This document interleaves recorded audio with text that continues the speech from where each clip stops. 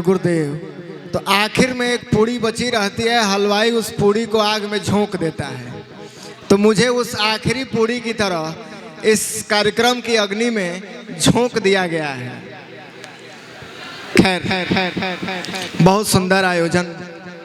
निश्चित ही रूपेश, आयुष और पीयूष, ये तीनों छोटे भाई साधुवाद के पात्र हैं कि बलिया जैसी धरती, जहाँ संस्कृति, कला और संगीत, हजारी प्रसाद द्विवेदी की धरती, जहाँ के परंपरा में रहा यह, लेकिन बीच की पीढ़ियों ने इस चीज़ों को खोया है। मुझे कहने में बड़ा दुख है कि अगर यहाँ नाच चलता होता तो ये जो कुर्सियाँ खाली पड़ी हैं ना, मैं वादा से दावा से कह रहा हूँ कि एक भी कुर्सी खाली नहीं होती, मार हो गई रहती। सर पे लोग एक दूसरे के सर पे खड़े होकर देखते हैं। लेकिन कविता और साहित्य की अदब की बात है तो गिने चुने लोग बचते हैं और वो भी उठ करके चले जाते हैं। ऐसे में कितना कठिन काम है इस तरह की चीज़ों को लोगों के बीच पहुंचा पाना।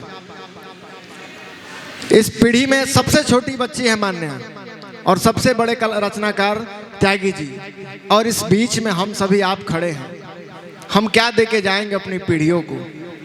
एक कविता आपके समक्ष रखता हूं। जिंदगी की भागम दौड़ और इसके बीच भी यदि कोई आपसे स्नेह करे, लगाव करे, तो वह किस तरह आपकी चीज़ों को सहेज कर रखता है। और यादों के पांव नहीं पंख होते हैं, वे बेवजह बेसमय आपके मन मस्तिष्क में दस्तक देती हैं।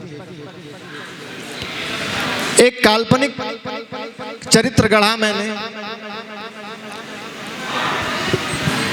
जिंदगी की तमाम व्यस्तता और उसके बीच प्रेम में पगा हुआ एक लड़की का हृदय।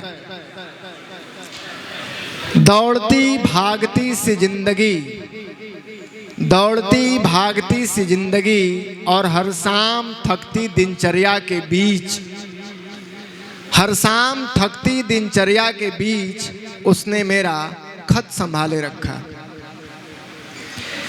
वो बेचैन बेपरवाह भुलक्कड़ सी लड़की जिसने जिंदा रखा अपने होठों पर मेरे खींचे हर अक्षर का स्वाद।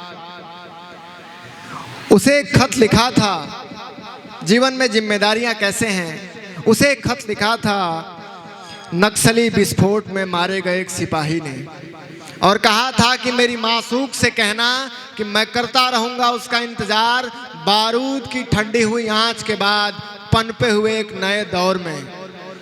बेवा हुए ख्वाबों को सहलाते हुए उसने मेरा खत संभाले रखा। उसे खत लिखा था जलते जंगल के नीलकंठ ने, और कहा और कैद कर भेजी थी अपने चोंच की आखिरी आवाज।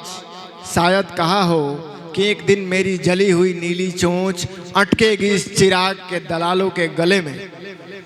चटचटाकर जल रहे चीड़ और देवदारों ने उसे खत लिखा और भेजी अपने भीतर की आखिरी नमी, और कहा कि इसे अकाल की प्यास के लिए रखना जरा सहेज कर। ठीक उसी तरह उसने मेरा खत संभाले रखा। पीहर आई बिटिया के आंचल से।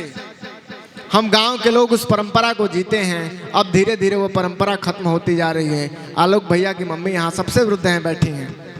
पीहर आई बिटिया के आंचल से, तकनीकी धुंध में खोते हुए खोइंचा ने उसे खत लिखा। हल्दी के टूसे और भेजा था हल्दी के टूसे का पीलापन, दूब की हरियाली, चावल की सौंधी महक, नेग के चंद रुपयों का एहसास।